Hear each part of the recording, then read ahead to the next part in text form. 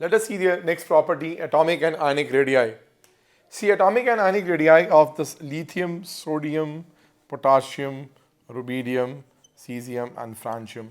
The atomic size increases down the group. Remember this. And you need to remember, I think you have done in the periodic properties chapter, that their atomic sizes are the largest one.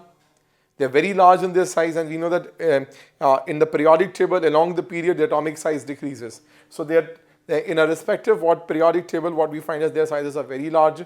Actually, in fact, the largest one, we consider the noble gases to be the largest, but since their van der Waals radius is compared with the covalent radius of these elements, that is why they become the largest one, even much more than the alkali metals. Otherwise, as such, they are having the largest sizes, and that too also increases down the group. So francium, or if we leave the radioactive elements on one side, then the cesium is the one which is having the largest atomic size.